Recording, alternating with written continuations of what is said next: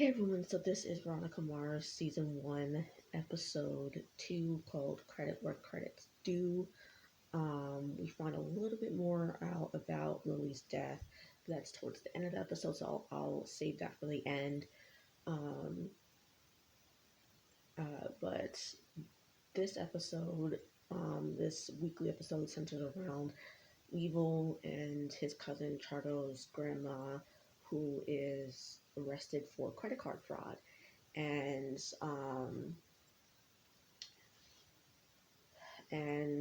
she had taken out because she works for the Echolls family, so she supposedly had seen some pre-approved credit cards in the trash and decided to use them to buy various things, a lot of which would not have been purchased by her, as you know, pointed out by Cliff McCormick, who is a public defender and who we saw last episode, is representing her. He points that out to Keith, either the same day that she gets arrested or the day after, whatever. So, over the course of the investigation that Keith and Veronica try to do, Veronica finds out that Wallace is now an office aide because of the fact that one of his classes only had like 5 or less people in it, and so the school didn't think it was financially benefit to keep the class open for only like 5 or less people. So he got shifted to being an office aide during a specific period, I think fourth period or whatever period that is. So when she's coming out of the counselor's office to go to her newly assigned class, which is newspaper, as we find out, she finds out that Wallace is now an office aide. So she asks him to get the attendance records for Weevil, so that she can, kind of investigate. And so she goes to newspaper, gets an assignment to where Duncan is writing an article about a kid who's winning all these surfing competitions and stuff like that. And so she's going to be taking photos for that particular article. So anyway, Veronica gets her the attendance records for Weevil, realizes that 7 out of the 8 charges were made during his fourth period auto body shop or auto shop class where there is no internet access. So she's trying to find out like how he would have been able to make those purchases if he's in a class that doesn't have internet access. She tries to go tell her father and Cliff about this, but find out that he actually has confessed to the crime. So Veronica manages to sneakily get information on the fact that Logan and his current girlfriend, Caitlin, have a computer lab fourth period, which is when the charges were made, was fourth period. So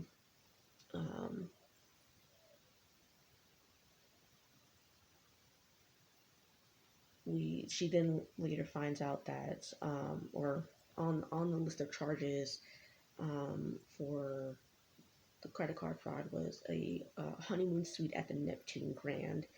And she figures out that while Logan didn't actually book that suite when he was in his fourth period class, he actually looked up the Neptune Grand during that period. So anyway, so moving forward, Duncan, gives Veronica a ride when she finds out that one of her tires was slashed.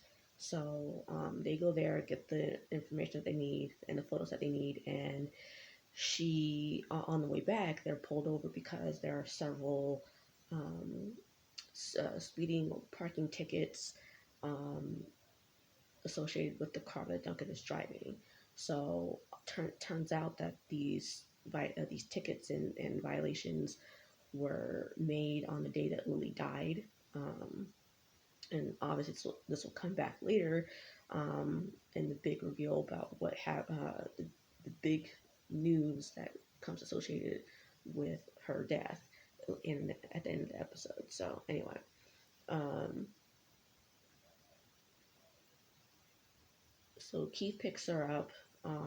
They make um, a detour to the Neptune Grand, get the detailed bill summary that uh, from that time, that uh, or one of the days that was on the charges for um, the credit card fraud, and we find out that Caitlin had signed the room service bill um, on that day, on that specific day, I guess.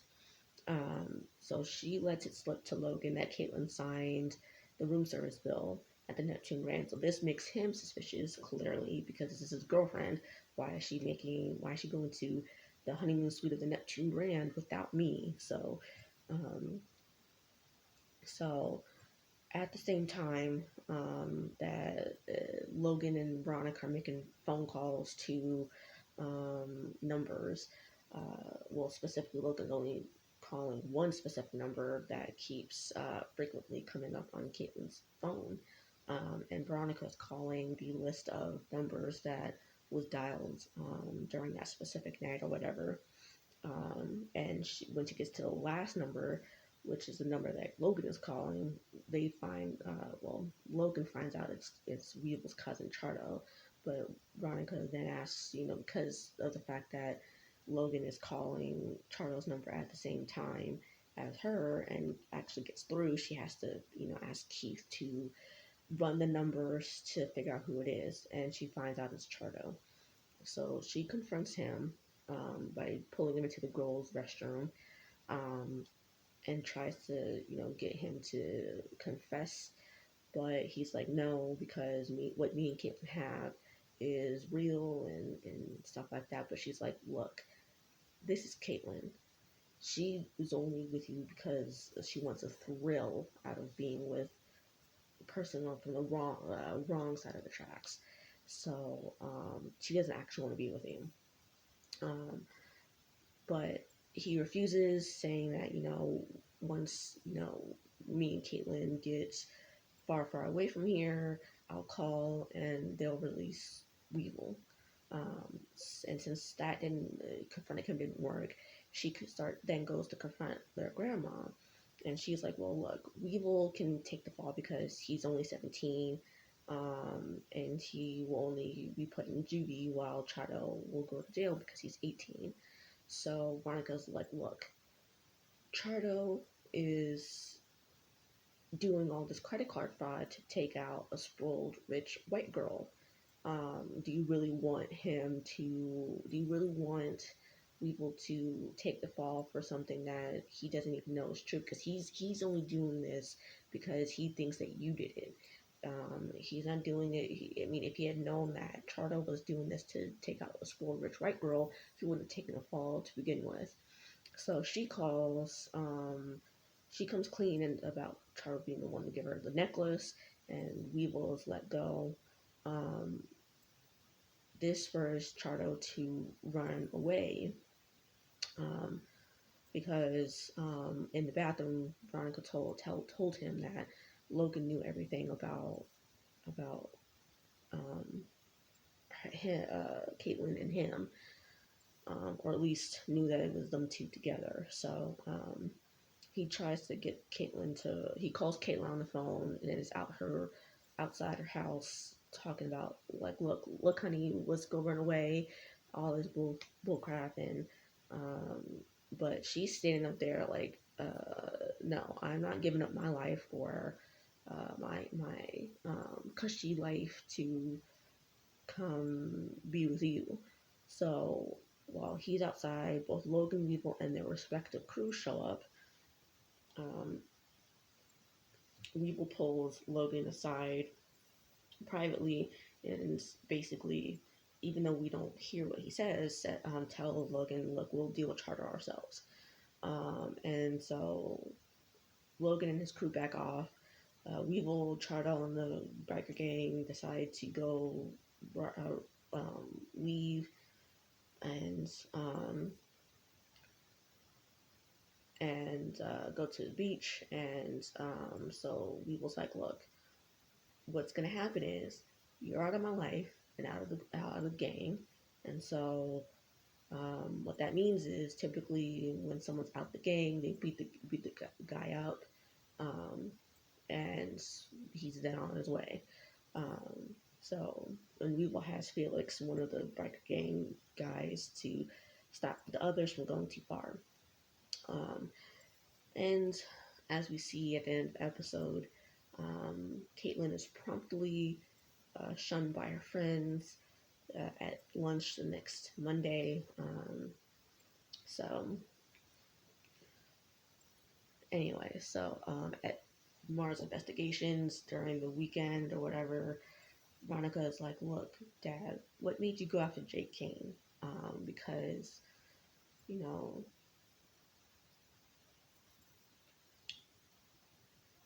it doesn't really make sense why you went after him so hard when pretty much everybody knew thought that he wouldn't have done it, but he doesn't necessarily answer." Um, so this is where the big reveal comes with new information about Lily's death.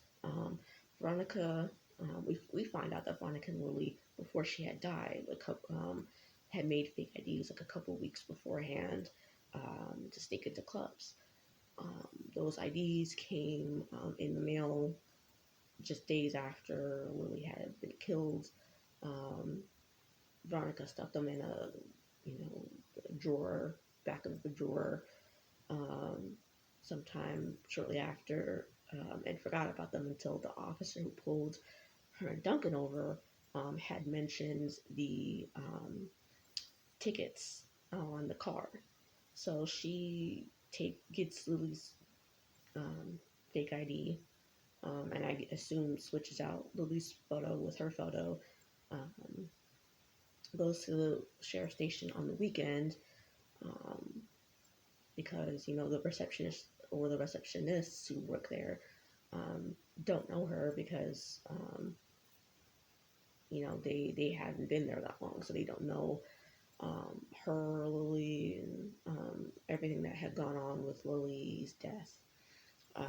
She then gets the ticket under the guise of trying to pay it off.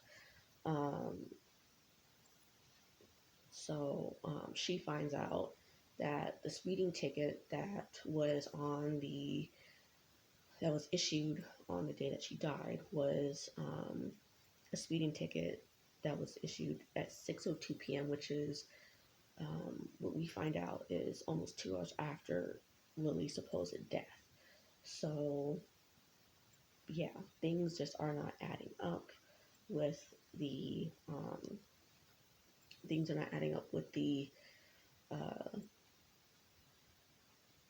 case, and she realizes, um, none of the Kings have alibis, Jake, Celeste, or Duncan, and now they're, prime suspects and all that.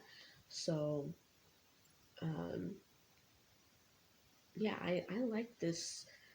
I like the pacing of the season so far. We don't get everything all at once. We get little tidbits here and there sprinkled out, or we will get things sprinkled out here and there, and and like I said last episode, I like the um, I like the flashbacks they give. I guess they anchor the show better, if that's a way to describe it. I mean, it to me, it feels like it should be this way. The flashbacks are supposed to be here, because sometimes flashbacks don't always work. I think it works here, as well as the voiceover for Veronica. I think both of them work very well. Because, I mean, sometimes this doesn't always work well with some shows. Um, like, but I think it can work effectively when done right. Where, like I said, it's done right here.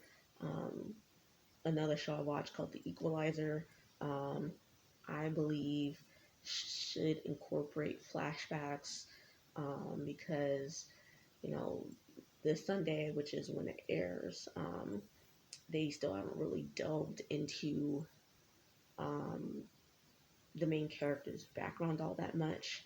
I mean, they kind of made passing statements about it, but that's not really satisfying me. And I feel like if they had shown like flashbacks of certain aspects of her life, um, I think it would.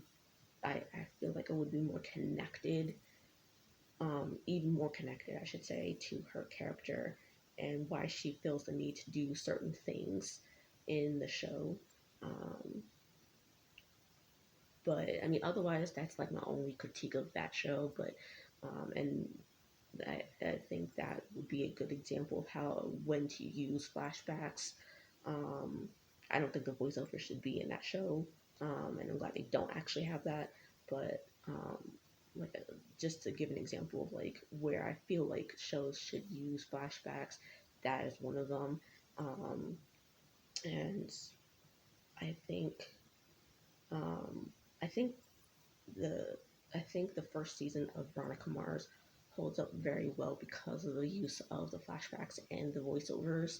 Um, Now that might be I might feel a little different about seasons 2 and 3 because of certain things, but not because of the use of flashbacks or voiceovers or anything like that.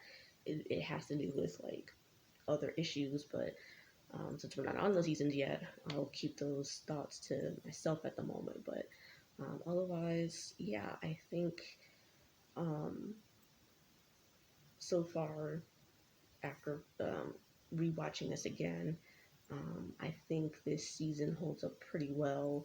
At least I think so. And with that said, I will see you guys next time.